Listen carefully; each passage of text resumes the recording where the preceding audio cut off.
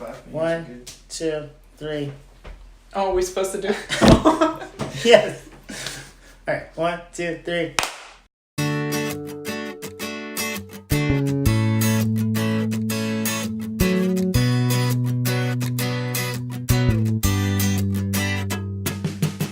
Broad spectrum nerds.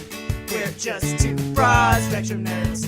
When your IP is in a straitjacket, we won't attack it. We'll just give it reconstructive surgery. We're your two best friends. I'm the bro. I'm the sis. We know your story's coke and that you're an addict, but we love you too much to let you go down like this. So we'll hug you close and shout, no, no, no, no. Broad spectrum nerds. We're just two broad spectrum nerds. When your IP is in a straitjacket, we won't attack it. We'll just give it reconstructive surgery. We've got ideas for years. I'm a vet. I'm a teacher. We make a meat quesadilla, feast in our cafeteria. We are two broad spectrum nerds. Broad spectrum nerds. Hello, everybody. Welcome to Broad Spectrum Nerds. I am Brotha-Host Josh, and no, this is not Sista-Host. She is otherwise engaged, but we are doing our very first Broad Spectrum Nerds interview, and this is my lovely friend Amanda Panda. That's actually not your last name. No, it's not. What is your actual last name? It is Lawson. It is. I knew that. Yes. I think you posted something where you nicknamed yourself The Law. I didn't nickname myself that. That's what I'm known as at the office. Oh, really? Yes. Okay, well, I took my favorite, Fallout picture of yours and started writing a short story featuring The Law. Perfect. Just letting you know that. But yes, we're going to be talking about a lot of stuff. She was a comic book store manager. She works at Boom. She does cosplay, Dungeons and Dragons. She does a lot of stuff. One of those nerds. Yeah, one of those nerds. So let's start with, what was your intro into being a nerd? Oh my goodness. Ugh. Okay, so how about way back? Okay, let's go way back. Let's go into the way back machine, Mr. Peabody. My brother. I inherited a lot of Star Wars things from my brother. And you remember already. Oh my god, I know. So he's old. He's 17 years older than I am. Okay. So he had those little action figures that had the strings that you pull, and that's where the in the hand, and then lightsaber. Yeah. Those old ones, and then the cloaks that were so poorly made but so great for the time. Right. I had those and I loved them. Do you guys still have those? Yeah. We'll talk later about know. Right. Okay. Okay. So he gave you those, or let you he let you I just play inherited with them. Or you just, okay. Yeah. He kind of grew out of the whole nerd stuff. It Is breaks that my possible? heart. I guess. Okay. I don't know. So he grew out, you inherited. And and then I just started following more nerd things. I got really into fantasy novels, you do in middle school and high school. Right. Well, I'm assuming Harry Potter is one of them. Yes, what other fantasy novels were you reading? I read a lot of Mercedes Lackey. Okay. I don't even know what that is. Oh, what was it? The Black Griffin. Okay. Was my first intro to her. It's very dense. Premise. What is Mercedes Lackey? What is the basic story, or of the first one of I was about to say it's all just high fantasy. There's this Griffin who is, I want to say he's a prince. Don't quote me on any of this. Okay. But he talks a lot about his foreclaws, and I remember that. And it sticks with me because I just love a Griffin calling his hands foreclaws. Got it. And he talks with his wizard friend, and it's silly and super fantasy heavy. Got it. So perfect for middle schoolers. Exactly. In other words, is what you're saying. Yeah. Okay. And horse girl kind of. Okay. Fantasy. That's great. Okay. So you inherited Star Wars stuff, fantasy books, Mercedes, Harry Potter, and the like. Very much Harry Potter. Kind of. What is your art? Because you ended up before you were at Blast Off, which we'll get into in a little bit. You were at Emerald Knights. Yes. So what is your how do you go from middle school into working in a comic book store?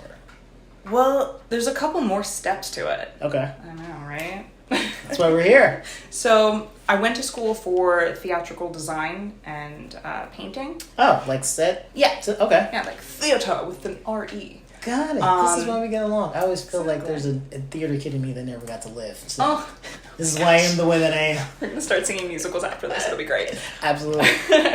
So I went to school for that in college. Okay. And instead of moving to New York or Chicago, I chose here. Okay. Because it's cheaper overall. And there's like so much stuff here. Yeah. And I don't need to like rent a closet for $8,000 a month, like in New York. We're getting close to that, but not yet. Okay. So I did a lot of freelance for that when I first moved out here. Like freelance, like set painting for like different projects. Yeah. I did a lot of like it's hustling for work. Yeah. Honestly. Yeah. Worked at a lot of 99-seat theaters. Okay. Did a couple haunts and escape room painting, which is Wow. so cool. Yeah. And very different. Yeah. But I didn't even know that was the thing. What was that like? Like escape room painting? Like I don't even think when I think escape room, I don't think, oh, someone had to come in and like paint this. Like what? Yeah, well, a lot of times an escape room is just like a room, but you want it to make it look like something else. So instead of room in an office building, you want to make it look like an ancient castle or a serial killer's basement. Like you want to theme it. Yeah. So instead of white walls, you make it look like wood. You make it look like rusty, drippy metal. Huh. See, you guys did such a good job. It never occurred to me that I wasn't looking at like wood or metal. Okay. It's kind of like a theme park, if you think of it like that. Yeah. Like environmental. There's like some Disney magic happening. Exactly. Okay, cool. So you So I did a bunch of hustle painting. A lot of hustle painting, but freelance is, besides hustling all the time, it's hard to pay the bills regularly. Right. So what, you mean being an artist isn't lucrative? What? But I wound up having to get one of those like day job retail things. I've heard of those. Exactly. And I started at a place in the mall. It was okay. It was fine. I was good at it. But I had a local gaming shop that also had comics. And I was like, I would rather work here. Yeah. And the guys that worked there were like, okay, cool. Do you want to work here? Oh, wow. So it happened. Okay. That's cool. And that was Emerald Knights? That was it. Yep. Emerald Knights. Wow. So it's a gaming and comic shop. I got really into like Warhammer there. Okay. D&D, since they have a huge D&D community. Yeah. And comics. Right. Yeah. Interesting. So I'm always curious, what was your comics knowledge prior to working there? And then what was it afterwards? Because I know I haven't read all the things, and so if you go somewhere and you sound no one a little has. That's the thing. No one has read all the things. Okay. They will tell you that they have, and they will quiz you, but they have not read all the things. It is impossible. That makes me feel better. I'm just like, Good. no, I didn't read all the. No, who has the time? Also, because I too trying to pay bills. Yeah. But what was did you know a lot about comics going in already, or did you kind of like pick it up? I was more into the indie stuff. Okay. Like superheroes didn't do it for me. Okay. I was more like, give me an original story, give me some fantasy or sci-fi. Okay. And I got sort of into that. So a lot of the image titles I was really familiar with. Okay. Saga was my jam. Saga is the business. Completely not child appropriate. No. Amazing. Absolutely amazing. Yeah. Oh, so good. Like that story. Is this the year they're supposed to bring it back? Because they took a year off, and I felt like that was last year. And I want to say that it was with issue 45 or 50. Yeah. It's been a little while, and I've kind of been We're going to have to Google search that. Yeah. It's like, where's Jed Boom and Dear Nito? Siri. Right. What issue are we on? Okay, so Saga. Yes. So you knew Saga, you knew indie titles. Okay. So that kind of been like your in because you could recommend that. Yeah, and a lot of the stuff that I was selling was like with painting, like miniature painting and board games. And then I kind of also, since they were all there, there was a bunch of comics that I could just read. That's true. And there were things that I wouldn't normally pick up. Like, I know there was a couple DC titles that I didn't care for, but I was like, I'll read a Batman, why not? This is actually kind of cool. Yeah, okay. So you're able to discover stuff that way. Yeah, without the pressure of having to buy things, but with the added pressure of, I need to know what this is so I can sell it. Yeah. Which is an art form, I guess, right. unto itself. right. We might be peeking behind the curtain a little bit. Have you ever found yourself trying to sell something that you did not like? Yes and no. Okay. There's a fine line that I noticed between my two jobs at the two different shops.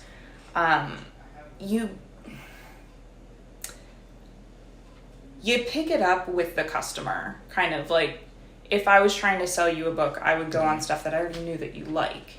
Okay. And if I give you my honest opinion, because we already have this repertoire, right. you would trust me.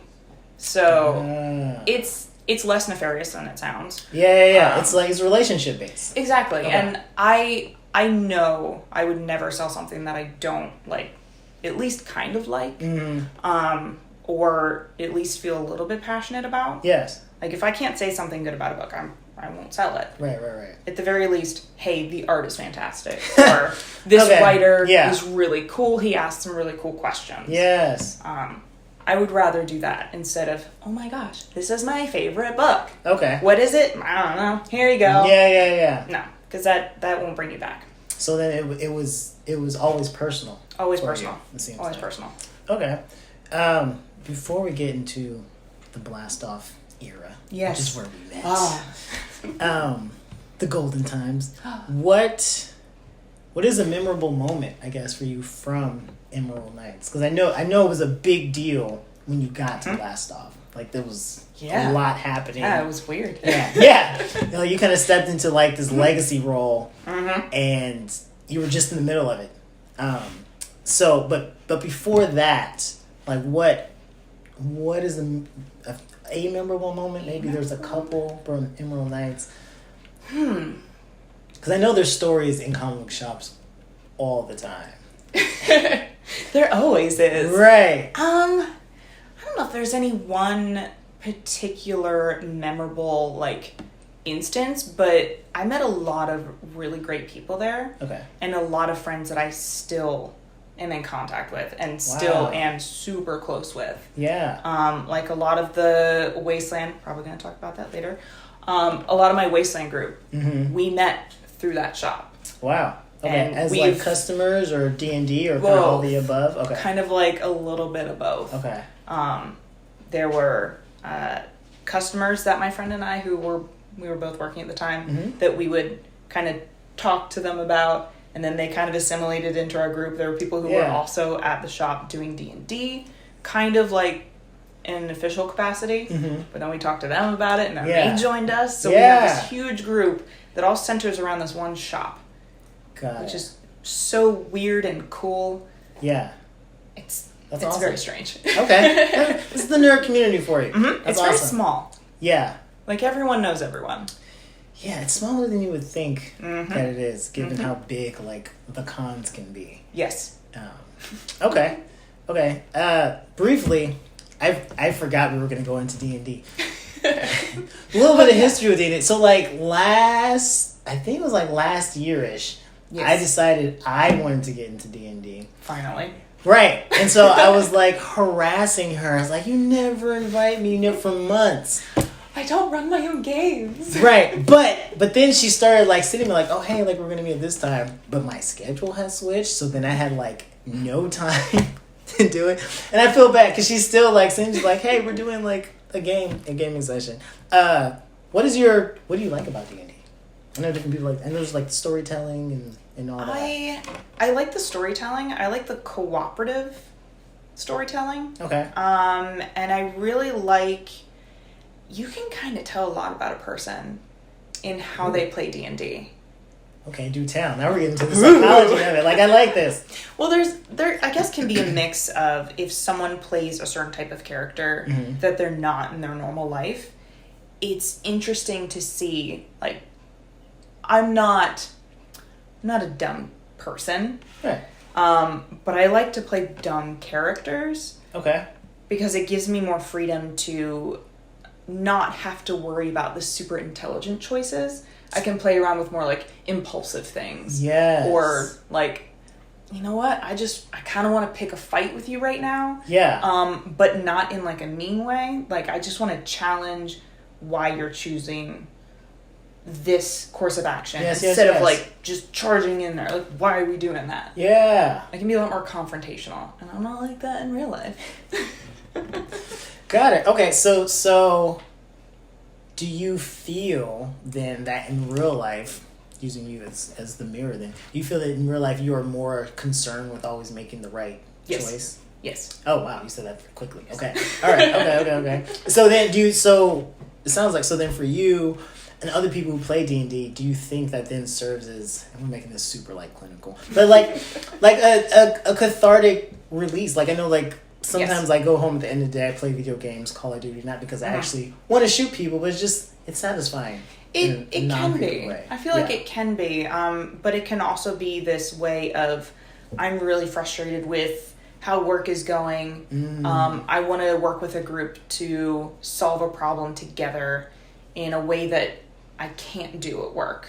Okay. Yeah.